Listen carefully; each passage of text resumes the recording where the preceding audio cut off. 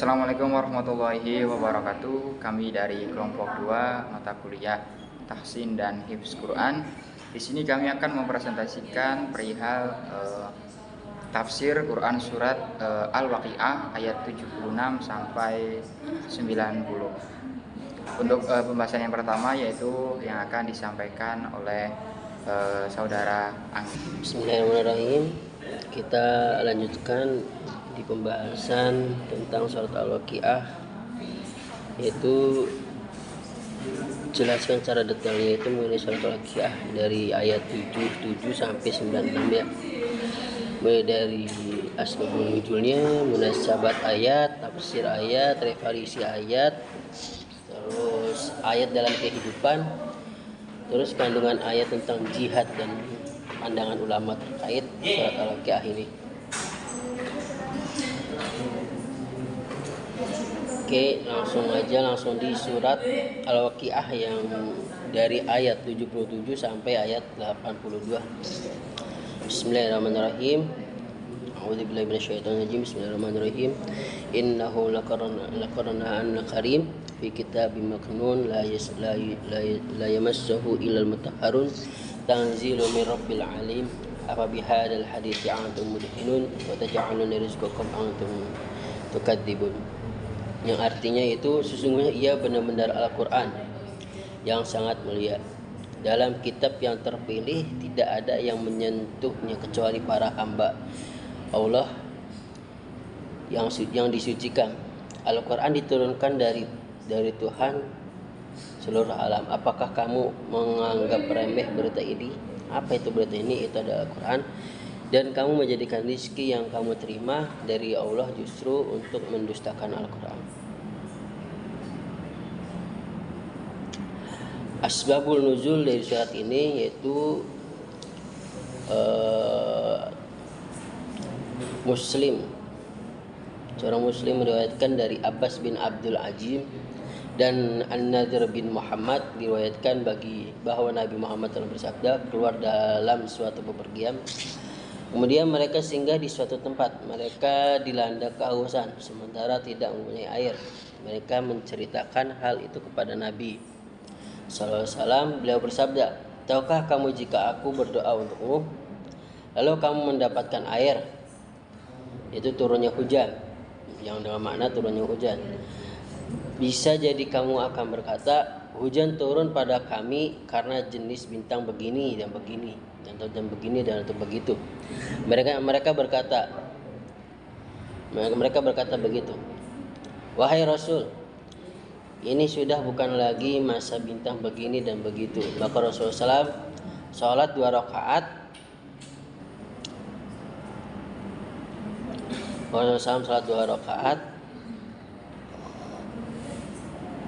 Masanya bintang begini dan begitu. Maka Rasulullah SAW sholat 2 rakaat dan berdoa kepada Allah SWT.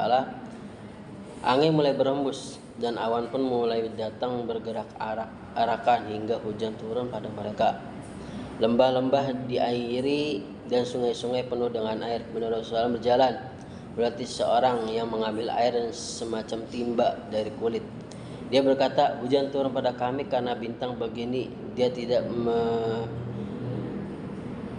menstakkan bahwa hujan ini merupakan anugerah dari Allah Subhanahu wa taala. Maka Allah menurunkan ayat. Di waktu itu Allah menurunkan ayat, kamu menggantikan rizki yang Allah berikan dengan mendustakannya Allah. Di surat Al-Waqiah di ayat 82. Terus ada Abu Bakar bin Muhammad. Ada riwayat dari Abu Bakar bin Muhammad bin Umar Az-Zahid memberitahu kami. Ia berkata kepada Abu Amr Muhammad bin Ahmad Al-Hari memberitahu kami. Ia berkata Hasan bin Sufyan memberitahu kami. Ia berkata Harmalah bin Yahya dan Amr bin Suad Ash-Shahri memberitahu kami. Ia berkata Abdullah bin Wahab memberitahu kami. Ia berkata Yunus dan Yazid memberitahu kami dari Ibni Syihab. Ia berkata Ubaidillah bin Abdullah bin Utab memberitahu kami bahwa Abu Hurairah berkata Rasulullah SAW bersabda, tidakkah kamu mengetahui apa yang difirmankan oleh Tuhanmu? Terus dia berfirman,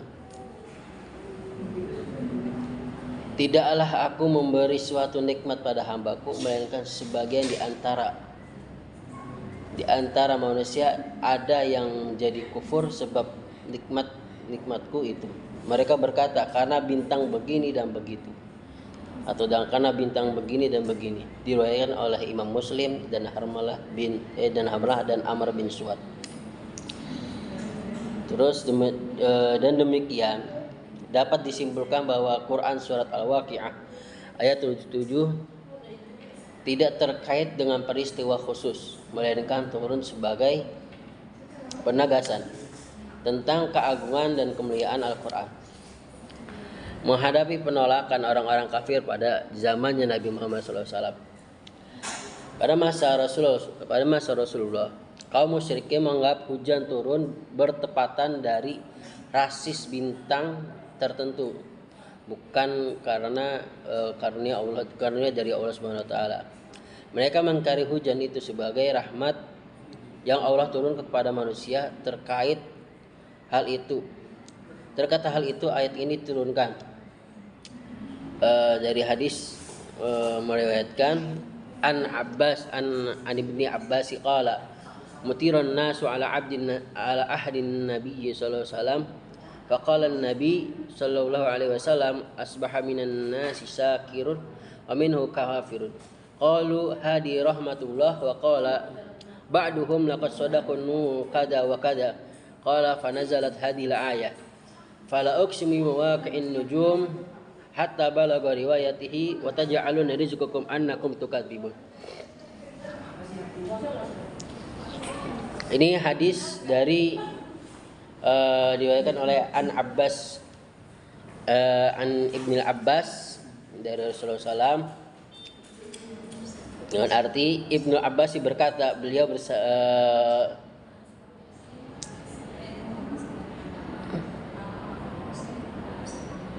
Ibnu Abbas berkata, suatu ketika hujan turun pada masa Rasulullah SAW, dan beliau bersabda, ada dua golongan manusia yang menyikapi turunnya hujan. Ada yang bersyukur dan ada juga yang ingkar. Yang golongan pertama, hujan ini adalah rahmat dari Allah, dan sedangkan golongan kedua, hujan ini turunnya karena rasis bintang atau karena fenomena bintang yang begini dan begitu atau begini dan begini. Dalam hadis ini terkait dalam surat firman Allah, yaitu fala uqsimu biwaqi'in nujum sampai firman turun ke surat wa taj'aluna rizqakum annakum tukadzibun, yang artinya wa taj'aluna rizqakum annakum tukadzibun, sesungguhnya engkau telah diberi rezeki adapun engkau telah mengingkarinya.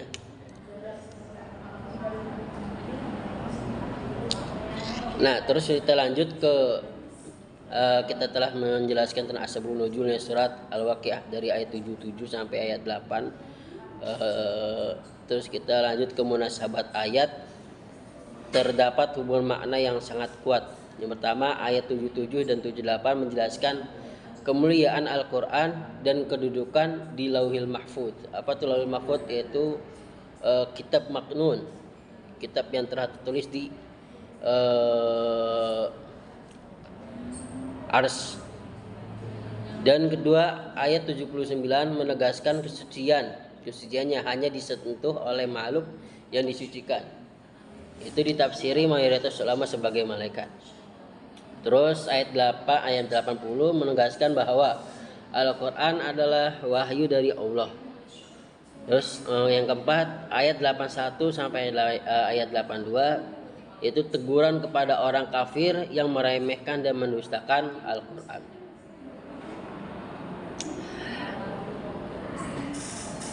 Tafsir ayat kata Qur'anun. Al-Quran adalah kata jadian dari kata Qura.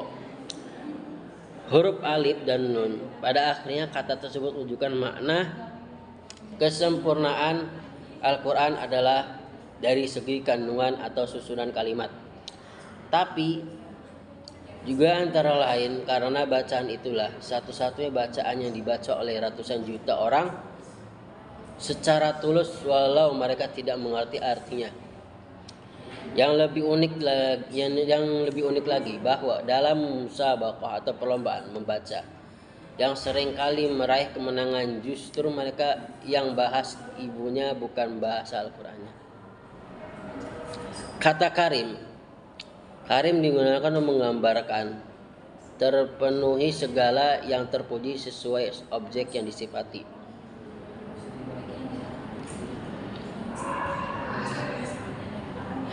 Sebagai kitab suci Al-Quran memiliki keistimewaan yang tidak dimiliki oleh kitab-kitab suci lain. Dalam kandungan terdapat tuntunan yang jelas serta menyeluruh sekaligus dapat ditemukan bukti-bukti kebenaran yang langgeng sepanjang masa. Dengan mengikuti tuntunan, umat manusia sepanjang masa dapat meraih aneka manfaat duniawi dan ukhrawi. Ia menjadi sumber inspirasi dan ilmu orang-orang awam memahami sesuai kemampuan dan ilmu menggali darinya aneka pengetahuan yang memuaskan sepanjang masa dan ia dapat memberi sesuatu yang baru yang belum disentuh oleh pemahaman generasi yang lalu. Demikianlah ia tidak lapuk oleh hujan dan tidak lengkang oleh panas. Kata Karim juga mengisyaratkan bahwa kitab suci Al-Quran memiliki kedudukan yang istimewa di sisi Allah Subhanahu wa taala. Firman-Nya yaitu la yamassahu illa mutahharun. Yamassu illa mutahharun menjadi bahasa panjang lebar para ulama.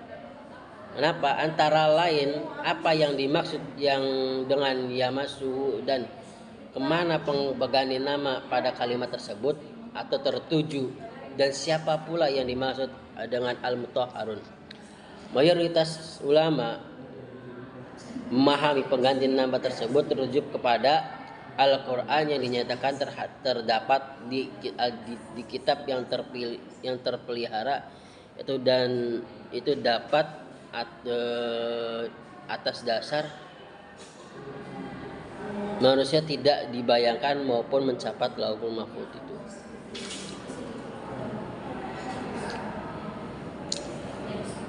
Mayoritas ulama mengganti nama tersebut terujuk kepada Al-Quran.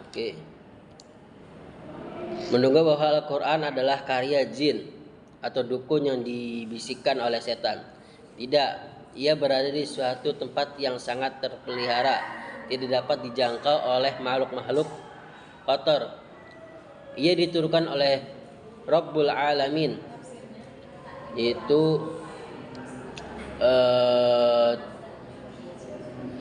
terus Imam Maliki menyatakan bahwa ayat ini merupakan dengan firman-Nya dalam Quran surat Abasa ayat 80 yang melukiskan bahwa ayat-ayat Al-Quran ditinggikan lagi disucikan di tangan utusan-utusan yakin para malaikat yang mulia lagi berbakti.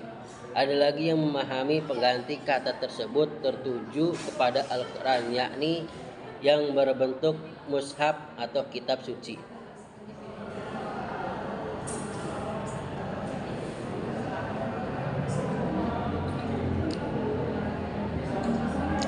Bahwa Al-Quran tidak boleh disentuh dengan tangan siapapun yang tidak suci dari hadas besar atau hadas kecil. Memahami kata yamassu atau menyentuh dalam arti memahami makna dan al-mutahharun adalah hamba-hamba Allah yang disucikan hatinya hingga tidak lagi memiliki ketergantungan kecuali kepada Allah Subhanahu wa taala yang semesta. Seperti malaikat dan juga dari jenis manusia yakni Ahlul Bait. Penegasan bahwa Al-Quran bersumber dari Rabbul Alamin mengisyaratkan bahwa kehadiran Al-Quran merupakan salah satu bentuk pemeliharaan dan pendidikan Allah Subhanahu wa taala. Dan karena itu seharusnya mereka menyebut kitab suci. Kata Al-Hadis, pada mulanya berarti sesuatu yang baru yakni yang wujud sedang sebelumnya ia tiada.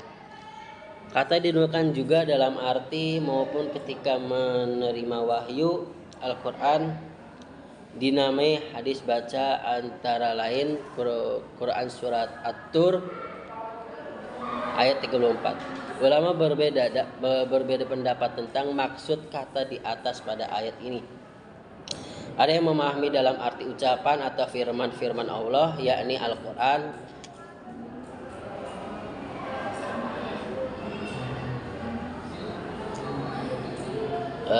Ini dikuatkan oleh konteks ayat sebelumnya yang berbicara tentang keagungan Al-Quran dan sikap kaum musyrikin yang menolak. Memang bisa saja ayat di atas bila Al-Quran yang dimaksud mengganti kata hadis dengan nama, misalnya dengan menyatakan apakah terhadap kamu menjadi peramah-peramah, tetapi itu tidak dipilih ayat di atas untuk lebih mengagungkan Al-Quran.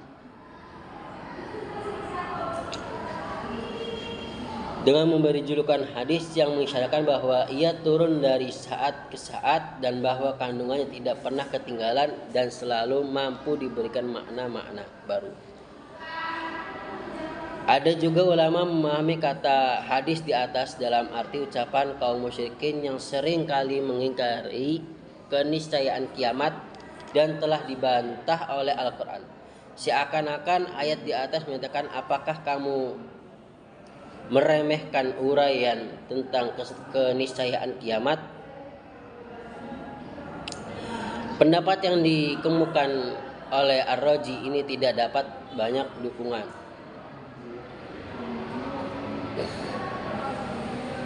Terus kita lanjut ke referensi ayat dalam kehidupan.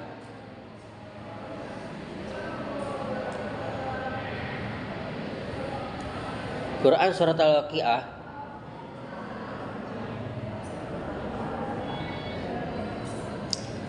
ayat 77 sampai 82 relevan dalam kehidupan modern karena yang pertama meneguhkan kemuliaan dan otoritas Al-Quran sebagai pedoman hidup.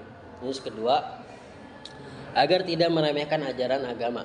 Yang ketiga, mengajarkan sikap syukur atas nikmat Allah. Keempat, menuntun manusia untuk menjadi wahyu sebagai standar moral dan spiritual.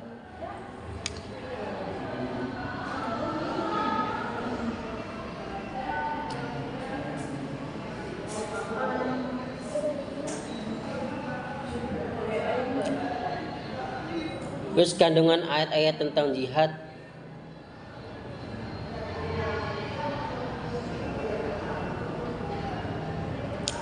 Ayat kandungan tentang jihad dan pandangan ulama terkait Quran surat Al-Waqiah pada ayat 77 hingga 82 berisi penegasan tentang kemuliaan Al-Quran, kesuciannya, sumbernya dari Allah, serta keamanan terhadap orang yang meremehkannya secara tekstual atau ayat-ayat.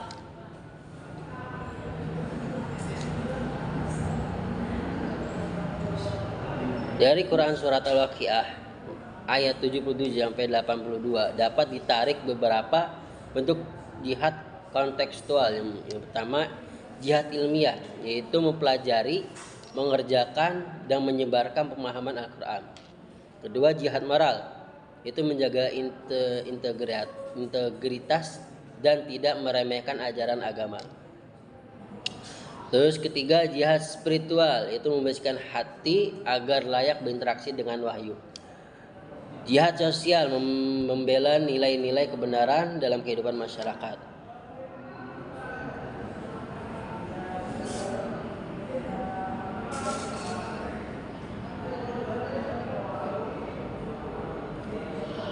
Quran surat Al-Waqiah ayat 77 dan 82 tidak berbicara langsung tentang jihad dalam arti peperangan, tetapi menegaskan kemuliaan wahyu dan keamanan terhadap sikap ingkar. Dan para ulama pun memahami bahwa jihad yang relevan dalam konteks ini, ayat ini, adalah perjuangan untuk menjaga atau membela dan mengamalkan Al-Quran secara baik intelektual, moral maupun spiritual. Baik, selanjutnya surat Al-Waqiah ayat 83 sampai 90. Falaula idza balagatil hulqum wa antum hina idzin tanzurun wa nahnu aqrabu ilaihi minkum walakin la tubsirun falaula in kuntum ghayra madinin tarji'unaha in kuntum shadiqin fa amma in kana minal muqarrabin faruhun wa raihanun wa jannatun na'im wa amma in kana min ashabil yamin. Kalau begitu mengapa kamu tidak menahan nyawa ketika telah sampai di kerongkongan, padahal kamu ketika itu melihat orang yang sedang sekarat. Kami lebih dekat kepadanya orang yang sedang sekarat daripada kamu, tetapi kamu tidak melihat. Maka mengapa jika kamu tidak diberi balasan, kamu tidak mengembalikan nyawa itu? Jika kamu orang-orang yang benar, jika dia orang yang mati itu termasuk yang didekatkan kepada Allah, dia memperoleh ketentraman rezeki surga yang penuh kenikmatan jika dia termasuk golongan kanan. Kemudian ada asbabun nuzul. Dalam kajian Al-Quran, khususnya surat Al-Waqiah ayat 83-90, para ulama tafsir menjelaskan bahwa ayat-ayat ini tidak memiliki sebab turun yang khusus dan spesifik terkait satu peristiwa tertentu. Ayat ini termasuk kategori ayat Makkiyah yang turun sebagai bagian dari penguatan akidah tentang hari kebangkitan dan kematian. Surat Al-Waqiah secara umum turun di Makkah pada masa awal dakwah Nabi Muhammad SAW. Ketika kaum Quraisy mengingkari kebangkitan setelah mati, meragukan kekuasaan Allah atas hidup dan mati, bersikap sombong terhadap ajaran tauhid. Ayat 83-87 menggambarkan keadaan sakaratul maut sebagai bertahan terhadap orang-orang yang merasa memiliki kuasa atau hidupnya. Allah menantang mereka jika benar mereka tidak akan dibangkitkan dan tidak berada dalam kuasa Allah. Maka kembalikanlah ruh yang telah sampai di kerongkongan. Walaupun tidak memiliki asbabun nuzul khusus, ayat ini berkaitan erat dengan kondisi masyarakat Mekah yang meremehkan ancaman akhirat, menganggap kematian sebagai akhir segalanya, menolak konsep hisab dan balasan. Karena itu, ayat 88-90 menjelaskan pembagian manusia setelah mati. Al-Muqarrabun, orang-orang yang dekat dengan Allah. Ashabul Yamin, golongan kanan yang selamat. Ini menjadi jawaban atas sikap kaum musyrik yang mengingkari kehidupan setelah mati. Kemudian penjelasan ulama tafsir, yaitu tafsir Ibnu Katsir dalam tafsir Al-Quran Al-Azim, beliau menjelaskan bahwa ayat ini merupakan hujah argumentasi kuat terhadap kaum musyrik yang mengingkari hari kebangkitan. Tidak disebutkan riwayat khusus tentang sebab turunnya, melainkan sebab bagian dari rangkaian ayat yang menjelaskan kekuasaan atas ruh dan kehidupan. Kemudian tafsir Al-Qurtubi dalam Al-Jami' li Ahkamil Quran, Al-Qurtubi menerangkan bahwa ayat ini turun sebagai peringatan umum, tazkirah kepada manusia agar tidak tertipu oleh kehidupan dunia. Tidak ada riwayat sahih yang menunjukkan sebab khusus turunnya ayat ini. Kemudian ada tafsir Fakhruddin Al-Razi. Beliau menekankan aspek rasional ayat ini sebagai dalil kekuasaan Allah. Jika manusia tidak mampu mengembalikan ruh, maka jelas mereka tidak berkuasa atas dirinya sendiri. Kemudian ada munasabah ayat. Surat Al-Quran, surat Al-Waqiah termasuk surat Makkiyah yang banyak menekankan persoalan hari kiamat, pembagian manusia, serta kekuasaan Allah atas kehidupan dan kematian. Ayat 83-90 memiliki hubungan munasabah yang sangat erat dengan ayat-ayat sebelumnya dan sesudahnya. Munasabah dengan ayat sebelumnya, yaitu ayat 57-82. Pada ayat 57-82 Allah menjelaskan kekuasaannya dalam menciptakan manusia, proses penciptaan dan kematian sebagai bukti kekuasaan Allah, tantangan kepada manusia yang mengingkari kebangkitan, penegasan bahwa Al-Quran adalah wahyu yang mulia dan bukan perkataan manusia. Keterkaitannya dengan ayat 83-90, jika pada ayat sebelumnya Allah berbicara tentang kekuasaannya menciptakan dan menghidupkan, maka pada ayat 83-87 Allah menghadirkan momen sakaratul maut sebagai bukti konkret kelemahan manusia. Falaula idza balagatil hulqum, yang artinya, maka mengapa ketika nyawa telah sampai di kerongkongan. Quran surat Al-Waqiah ayat 83. Setelah manusia ditantang sebagai kekuasaan Allah, tentang kekuasaan Allah dalam penciptaan, kini mereka dihadapkan pada realitas kematian yang tidak bisa mereka tolak. Kemudian munasabah ayat 83-87 tentang sakaratul maut. Ayat 83 sampai 87 menggambarkan detik-detik keluarnya ruh, kelemahan manusia yang hanya bisa menyaksikan, ketidakmampuan mereka mengembalikan ruh jika benar mereka berkuasa. Kemudian munasabah ayat 88 sampai 90. Klarifikasi manusia saat kematian. Setelah menjelaskan keadaan sakaratul maut secara umum, ayat 88 sampai 90 langsung mengaitkannya dengan pembagian manusia yang telah disebut di awal surah, yaitu as-sabiqun, orang-orang yang paling dahulu beriman, ashabul yamin, golongan kanan, ashabus shimal, golongan kiri, dijelaskan di ayat berikutnya. Kemudian ada tafsir ayat. Ayat-ayat yang lalu berbicara tentang kuasa Allah membangkitkan manusia setelah kematiannya, dan bahwa hal tersebut diuraikan dalam Al-Quran yang diremehkan oleh kaum musyrikin walaupun hati kecil mereka mengakui kehebatannya. Nah, di sini Allah memperingatkan mereka sekali lagi tentang kuasanya. Seakan-akan ayat-ayat di atas menyatakan Allah telah menyampaikan kepada kamu bahwa ada hari kebangkitan dan pembalasan. Itu akan terjadi setelah kematian kamu. Salah satu bukti kuasa Allah untuk melakukan pembalasan dan ganjaran itu adalah kuasanya mencabut nyawa kamu secara paksa. Nah, jika memang kamu mampu paksa, padahal kamu ketika itu melihat dengan mata kepala kamu siapa yang sedang sekarat, dan dengan kuasa kami serta pada para malaikat kami dekat kepadanya daripada kamu. Tetapi kamu tidak melihat kami atau para malaikat, dan tidak juga mengetahui hakikat keadaan ketika itu apalagi merasakannya. Maka mengapa jika kamu tidak dikuasai oleh Allah dan akan diberi balasan serta ganjaran, mengapa kamu tidak berusaha atau berhasil mengembalikan nyawa itu kepada jasad yang bersangkutan sehingga dia dapat hidup sebagaimana sedia kala? Mengapa kamu tidak lakukan itu jika memang kamu adalah orang yang benar-benar dalam kepercayaan kamu bahwa tidak ada kebangkitan dan tidak ada juga balasan dan ganjaran? Kata madinin terambil dari kata dana, yakni artinya membalas. Pakar bahasa dan tafsir Az-Zamakhsyari memahaminya dalam arti hamba-hamba Allah. Tetapi pendapat ini tidak populer. Ayat 86 itu dapat juga dipahami sebagai mengisyaratkan hikmah kematian buat manusia, yakni bahwa pemisahan ruh dari badan bukanlah tanpa tujuan yang benar. Karena kalau tidak, mengapa dua hal yang berdampingan begitu serasi? Ruh dan jasad harusnya dipisahkan. Ini kalau bukan tanpa tujuan tentulah sesuatu yang buruk. Nah, ayat di atas menyatakan bahwa tujuan kematian adalah memberi balasan serta ganjaran kepada masing-masing yang meninggal itu. Seakan-akan ayat di atas menyatakan kalau bukan karena keniscayaan adanya pembalasan dan ganjaran, maka kamu tidak akan dimatikan Allah Subhanahu wa taala. Bagi yang menafsirkan kata madinin dalam arti hamba-hamba Allah, maka ayat di atas dipahami oleh mereka sebagai bantahan terhadap para ateis yang beranggapan bahwa kematian dan kehidupan adalah hal normal yang terjadi karena pergantian masa, bukan karena adanya Tuhan yang mengatur kehidupan dan kematian hamba-hambanya. Dengan ayat ini, di atas dinyatakan bahwa manusia adalah hamba-hamba yang dikuasai dan dimiliki sepenuhnya Allah. Dialah sendiri yang mengatur hidup dan mati mereka.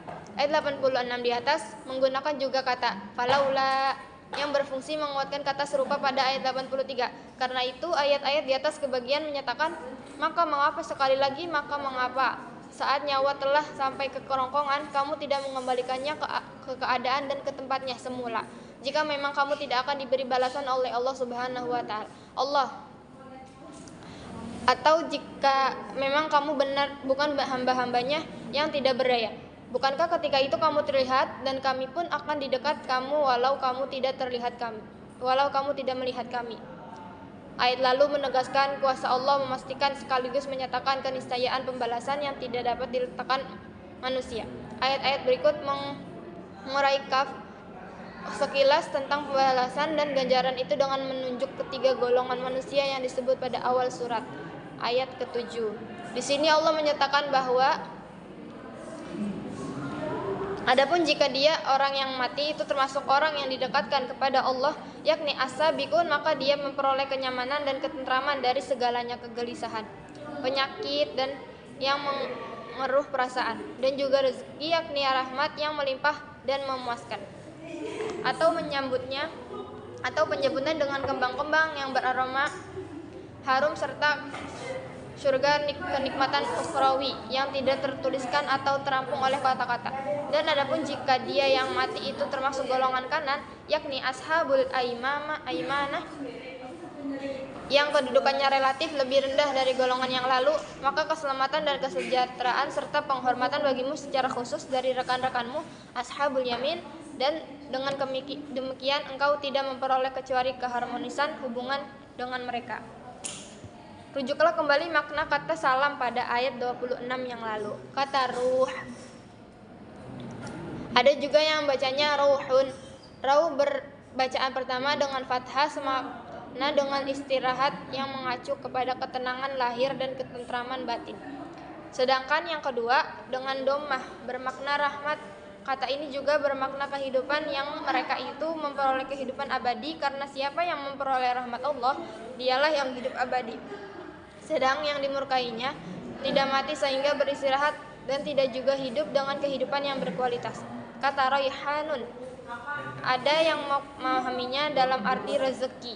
Bisa juga ia terambil dari kata raihah, yakni aroma. Raihan adalah kembang-kembang yang memiliki aroma yang harum. Biasanya seorang yang dihormati disambut dengan bunga. Ruangan yang istimewa pun dihiasi dengan aneka kembang yang semerbak. Ini dapat mengisyaratkan penyambutan ruh yang bersangkutan dengan penuh kehormatan, atau bahwa ruh yang bersangkutan keluar disertai dengan keharuman. Relevansi ayat dalam kehidupan pada surat Al-Waqiah ayat 83-90 menggambarkan keadaan manusia ketika sakaratul maut dan pembagian manusia setelah kematian menjadi 3 golongan, yaitu al-muqarrabin, orang-orang yang didekatkan kepada Allah, ashabul yamin, golongan kanan, dan golongan yang mendustakan kafir. Ayat ini memiliki relevansi yang sangat kuat dalam kehidupan sehari-hari, baik secara spiritual, moral, maupun sosial. Pada Quran surat Al-Waqiah ayat 83-90 sangat relevan dan dalam kehidupan modern, karena mengingatkan manusia akan kepastian kematian, menumbuhkan kesadaran, memotivasi untuk memperbanyak amal soleh, mengarahkan hidup agar berorientitas pada akhirat, membentuk karakter spiritual yang kuat dan bertanggung jawab. Ayat ini bukan hanya berbicara tentang kematian, tetapi tentang bagaimana seharusnya manusia menjalani kehidupan sebelum kematian itu tiba. Kemudian ada kandungan ayat tentang jihad dan pandangan ulama terkait dalam Al-Quran, khususnya pada surat Al-Waqiah ayat 83-90. Pembahasan utama ayat ini adalah keadaan manusia saat sakaratul maut dan pembagian manusia menjadi 3 golongan di akhirat. Secara jelas ayat ini tidak menyebutkan kata jihad, namun nilai-nilai yang terkandung di dalamnya memiliki kaitan yang erat dan konsep jihad dalam makna yang luas menurut para ulama. Kemudian ada pandangan ulama tafsir klasik. Menurut mufassir seperti Ibnu Katsir dalam tafsirnya, tafsir Al-Quran Al-Azahim, ayat ini menekankan kepastian kematian dan pembagian manusia berdasarkan amalnya. Jihad dipahami sebagai kesungguhan dalam menaati Allah agar termasuk golongan yang selamat. Demikian pula Al-Qurtubi dalam Jamilil Ahkamil Quran menjelaskan bahwa ayat ini menanamkan rasa takut, khauf, dan harap, roja, yang menjadi motivasi seorang mukmin untuk berjuang dalam ketaatan. Kemudian surat Al-Waqiah ayat 83-90 tidak berbicara langsung tentang jihad dalam arti peperangan, tetapi mengandung nilai-nilai jihad dalam makna luas, yaitu kesungguhan mempersiapkan diri menghadap kematian, perjuangan spiritual untuk menjadi golongan yang selamat, upaya konsisten dalam iman dan amal soleh. Menurut para ulama, jihad yang paling relevan dengan ayat ini adalah jihad melawan hawa nafsu dan jihad dalam ketaatan, karena keberhasilan di akhirat ditentukan oleh perjuangan spiritual selama hidup di dunia.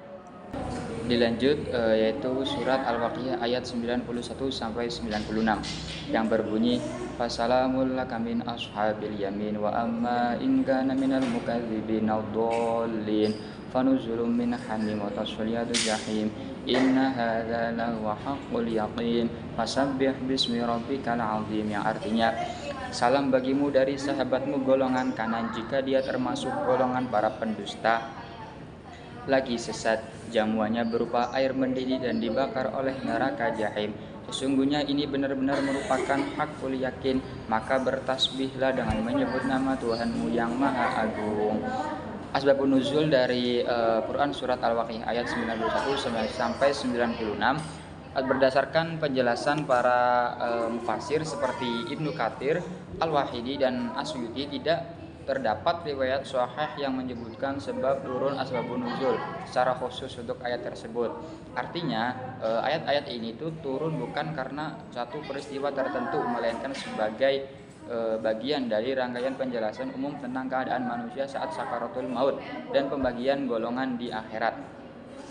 Dan juga menurut Ibnu Katsir dijelaskan dalam kitab tafsirnya, Ibnu Katsir itu tidak menyebutkan peristiwa tertentu sebagai latar turunnya ayat ini. Ia menjelaskan ayat tersebut sebagai bagian dari rangkaian penjelasan tentang 3 golongan manusia pada hari kiamat dan keadaan mereka saat kematian. Artinya ayat ini bersifat umum atau am dalam istilah bahasa Arab dan bukan respon terhadap satu kejadian spesifik. Adapun munasabah ayat atau keterkaitan ayat Quran surat Al-Waqiah ayat 83 sampai 87 dijelaskan tentang detik-detik sakaratul maut ketika nyawa telah sampai di tenggorokan dan manusia tidak berdaya. Kemudian ayat 88 sampai 90 membagi manusia menjadi 3 golongan. As-sabiqun, orang-orang yang paling dahulu beriman dan beramal soleh. Ashabul yamin, golongan kanan. Al-mukadzibin, ad-dhalun, orang-orang yang mendustakan dan sesat. Ayat 91 sampai 96 merupakan penegasan konsekuensi akhir dari golongan-golongan tersebut, khususnya bagi ashabul yamin dan golongan pendusta. Ayat 91 itu menegaskan keselamatan bagi golongan kanan. Salamul laka min ashabil yamin. Terus yang selanjutnya itu ada ayat 92 sampai 94 gambaran azab bagi golongan pendusta berupa jamuan dan air mendidih dari neraka.